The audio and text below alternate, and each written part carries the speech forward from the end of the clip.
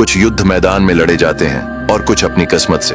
ये कहानी है एक ऐसे योद्धा की जिससे देवता नाराज थे, समंदर उसका दुश्मन था और धरती का हर रास्ता उसे मौत की ओर ले जाता था। करीब 8वीं सदी में एक ऐसी कहानी ने जन्म लिया जिसने एक महान योद्धा को अमर बना दिया। ये वह समय था जब दुनिया के नक्शे पर एक भयानक युद्ध छिड़ा था। इस युद्ध में ट्रॉय के राजकुमार पेरिस ने स्पार्टा की रानी हेलेन को चुरा लिया और यही वह क्षण था जब नियति ने अपनी पहली चाल चली। इसी युद्ध में एक योद्धा था, ओडिसियस। उसने यूनान की ओर से इस जंग में हिस्सा लिया था। यह लड़ाई करीब 10 वर्षों तक चली। लाखों सैनिक मारे गए, लेकिन ट्रॉय का मजबूत किला नहीं टूटा। तभी ओडिसियस ने एक चाल चली। एक विशाल लकड़ी का घोड़ा बनाया गया। ग्रीक सैनिकों ने हार का नाटक किया और उस घोड़े को तोहफे के रूप में ट्रॉय को भेंट कर दिया। ट्रॉय के लोगों ने इसे विजय का संकेत समझा और उस घोड़े को अपने महल के भीतर ले आए। लेकिन रात होते ही घोड़े के भीतर छिपे ग्रीक सैनिक बाहर निकले और पूरे शहर को जला दिया और यहीं से ओडिसियस की किस्मत पलट गई। अब वह इतने वर्षों बाद घर लौटना चाहता था, अपने घर इथाका, जहां उसकी पत्नी पेनलोप और उसका बेटा टेलेमेकस उसका इंतजार कर रहे थे।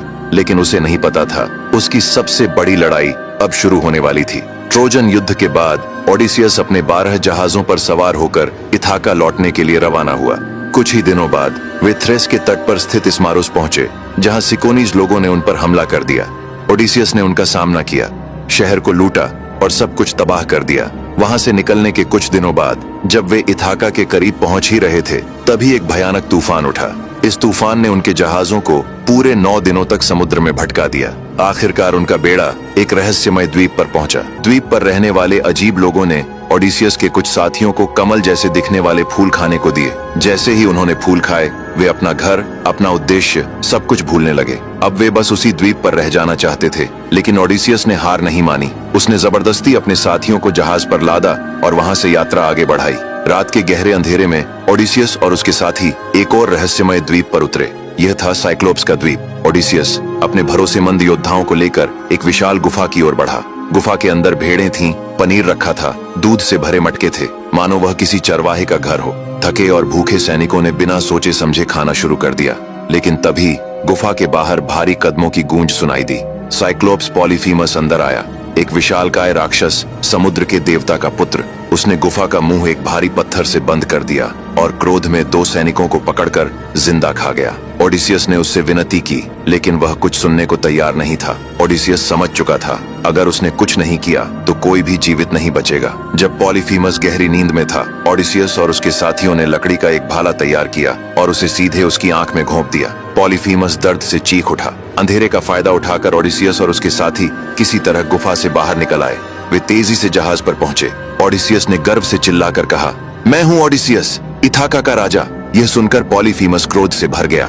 उसने समुद्र की ओर देखा और अपने पिता से प्रार्थना की, पिताश्री, मैंने आपकी सदा सेवा की है। अगर मैंने कभी आपको प्रसन्न किया हो तो मेरी यह प्रार्थना सुनिए। ओडिसियस कभी अपने घर वापस न लौट पाए। उस दिन के बाद समुद्र की लहरें ओडिसियस की दुश्मन बन गईं। हालांकि कुछ समय बाद उन्हें थोड़ी राहत मिली। वे हवा के देवता के द्वीप पर पहुंचे। देवता ने ओडिसियस को एक चमड़े की थैली दी जिसमें तेज हवाएं बंद थीं। ओडिसियस ने थोड़ी सी हवा छोड़ी, जिसके सहारे जहाज आगे बढ़ा।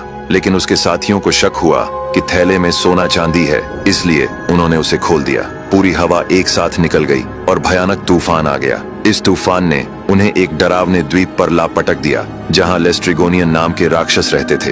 ये नरभक्षी इतने विशाल थे कि उन्होंने ओडिसियस के 11 जहाज पत्थरों से तबाह कर दिए। सिर्फ एक जहाज बचा, वही जिसमें खुद ओडिसियस था। बचे हुए साथियों के साथ ओडिसियस जादूगरनी सर्सी के द्वीप पर पहुंचा। नई जगह पर नए खतरे हो सकते थे, इसलिए ओडिसियस ने कुछ साथियों को पहले द्वीप की जांच करने भेजा। कई दिनों के थके हारे सैनिकों ने द्वीप पर एक खूबसूरत घर देखा जिसमें एक सुंदर स्त्री रहती थी। उसने सभी को स्वादिष्ट भोजन परोसा। सबने वह भोजन खा लिया, सिवाय यूरिलोकस के, जिसे कुछ शक हुआ और उसने खाना टाल दिया। लेकिन वह खाना नहीं, बल्कि जादूगरनी सर्सी का जादू था। उसे खाते ही सभी साथी सुअर में बदल गए। यूरिलोकस तुरंत भागकर ओडिसियस के पास आया। जब यह खबर ओडिसियस तक पहुंची तो उसने तुरंत उस घर की ओर कदम बढ़ाए।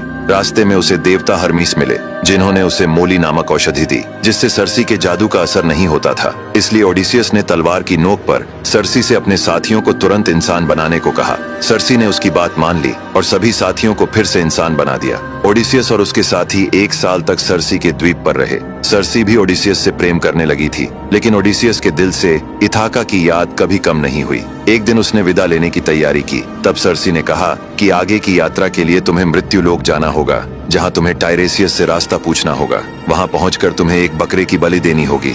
तब भटकती आत्माओं का झाता टायरेसियस प्रकट होगा और वह तुम्हें आगे का रास्ता बताएगा। ओडिसियस ने अपने जहाज पर जरूरी सामान इकट्ठा किया और अपने साथियों के साथ फिर से समुद्र की ओर रवाना हुआ। रात होते ही वे एक अजीब से द्वीप पर पहुंचे, जहां दिन कभी रोशन नहीं होता था और घनी धुंध छाई रहती थी। ओडिसियस ने एक बकरे की बलि चढ़ाई। जैसे ही खून जमीन में समाया, भटकती आत्माएं एक एक कर उभर आईं। उनमें से टायरेसियस की आत्मा आगे आई और बताया कि पोसाइडन का गुस्सा अभी शांत नहीं हुआ है। रास्ते में उन्हें साइरेंस, स्किला और कैरिब्डिस जैसी आपदाओं का सामना करना पड़ेगा। साथ ही उसने चेतावनी दी कि सूर्य देव हीलियोस के मवेशियों को हाथ नहीं लगाना है और उनके द्वीप से जल्द निकल जाना। यह सुनकर ओडिसियस और उसके साथी जहाज पर वापस चढ़ गए। अगली सुबह उन्हें मधुर गीत सुनाई दिया। ये थीं साइरेंस, जिनके सुर सुनकर कोई भी दीवाना हो जाता और उनकी ओर खींचा चला जाता। ओडिसियस ने अपने साथियों से कहा कि वे अपने कानों में मोम भर लें ताकि साइरेंस का संगीत न सुन सके, और खुद को जहाज के मस्तूल से बंधवा लिया। जब साइरेंस ने अपना जादू बिखेरा तो ओडिसियस दीवाना हो गया। ऐसा लग रहा था जैसे वे केवल उसी को बुला रही हों। वह जोर जोर से चिल्लाने लगा, मुझे खोलो, लेकिन उसके साथियों के कान बंद थे, उन्हें कुछ भी सुनाई नहीं दिया। इस तरह उन सभी की जान बच गई। साइरेंस से तो वे बच निकले, लेकिन अब सामने था असली इम्तिहान। 2 खतरनाक राक्षसी मुसीबतें, स्किला और कैरिब्डिस। एक तरफ थी स्किला 6 सिरों वाली राक्षसी, जो हर गुजरते जहाज से 6 इंसानों को उठाकर खा जाती थी। दूसरी तरफ थी कैरिब्डिस,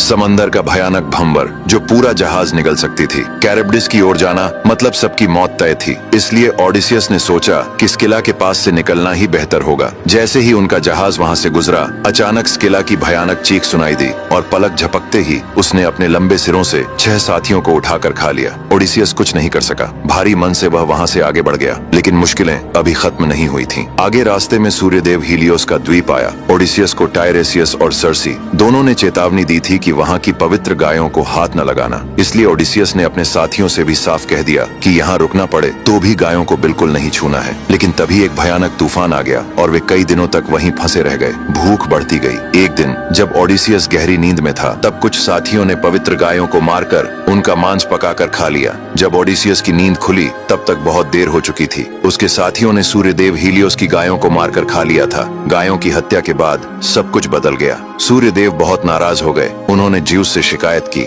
ज्यूस ने आकाश से बिजली गिराई। ओडिसियस का पूरा जहाज टूटकर समुद्र में डूब गया। उसके सभी साथी मारे गए। केवल ओडिसियस ही जीवित बचा। वह लकड़ी के एक टुकड़े के सहारे कई दिनों तक समुद्र में भटकता रहा। बारिश, धूप और लहरों से लड़ता हुआ वह आखिरकार एक अनजान द्वीप पर पहुंचा। ओडिसियस अब कैलिप्सो के द्वीप पर था। कैलिप्सो एक सुंदर अप्सरा थी, जो उस सुनसान द्वीप पर अकेली रहती थी। उसने ओडिसियस की जान बचाई, उसकी देखभाल की और उसे वहां कैद कर लिया। दिन बीतते गए, फिर महीने और फिर साल। ओडिसियस को वहां रहते 7 साल हो गए। कैलिप्सो उससे प्रेम करने लगी थी। उसने ओडिसियस से विवाह करने और उसे अमर बना देने का भी वादा किया। लेकिन ओडिसियस का मन सिर्फ इथाका में था। उसे अपने बेटे और पत्नी की याद सताती रहती थी। हर दिन वह समुद्र किनारे बैठता और आकाश की ओर देखता। आखिरकार देवताओं ने भी उसकी पीड़ा देखी। ज्यूस ने हर्मीस को भेजा, जो कैलिप्सो से मिलने आया और आदेश दिया कि ओडिसियस को अब आजाद कर दिया जाए। कैलिप्सो का दिल टूट गया, लेकिन उसने ओडिसियस को जाने दिया। उसने स्वयं उसके लिए एक नाव बनवाई, खाना पानी दिया और विदा किया। ओडिसियस फिर से समुद्र की लहरों में था।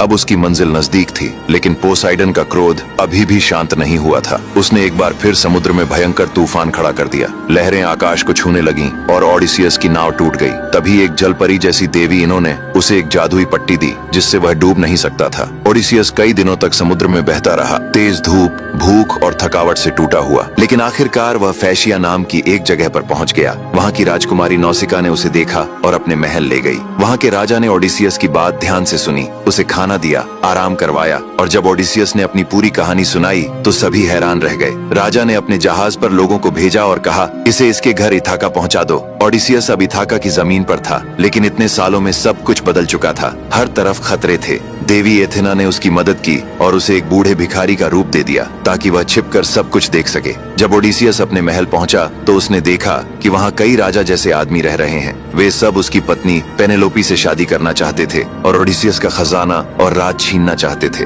मजबूरी में पेनेलोपी हर रोज कोई न कोई बहाना बनाती रही। उसने कहा, मैं एक कफन बुन रही हूँ, जब यह पूरा हो जाएगा तभी मैं शादी करूंगी। लेकिन असल में पेनेलोपी हर रात उस कपड़े को खोल देती थी ताकि वह कभी पूरा ना हो, क्योंकि उसके दिल में कहीं न कहीं अब भी उम्मीद थी कि ओडिसियस जिंदा है। लेकिन कुछ साल बाद यह राज सबके सामने आ गया। अब वे सब लोग पेनेलोपी पर जबरदस्ती शादी का दबाव बनाने लगे। तब पेनेलोपी ने एक आखिरी उपाय निकाला। उसने एक खास मुकाबले का ऐलान किया। जो भी ओडिसियस का भारी धनुष खींचकर एक तीर सीधे निशाने पर मार देगा, मैं उसी से शादी करूंगी। सभी लोगों ने बारी बारी से कोशिश की, लेकिन कोई भी उस धनुष को हिला तक नहीं पाया। फिर आखिर में वह भिखारी यानी ओडिसियस उठा। सब उसे देखकर हंसने लगे, लेकिन उसने बिना किसी डर के धनुष उठाया और एक ही बार में निशाना लगा दिया। सब दंग रह गए। तभी ओडिसियस ने अपने असली रूप में आकर अपने बेटे टेलीमैक्स और अपने वफादार दोस्तों के साथ मिलकर सभी दुश्मनों को मार गिराया। पेनेलोपी को उस पर यकीन नहीं हुआ, लेकिन जब ओडिसियस ने वे राज बताए जो सिर्फ वही दोनों जानते थे, तो पेनेलोपी की आंखों में आंसू आ गए। उसका ओडिसियस 20 साल बाद वापस आ चुका था। इतने सालों की मेहनत, पीड़ा और समुद्रों की लड़ाइयों के बाद ओडिसियस आखिरकार अपने घर लौट आया और इस तरह इस महान कथा का एक सुखद अंत हुआ।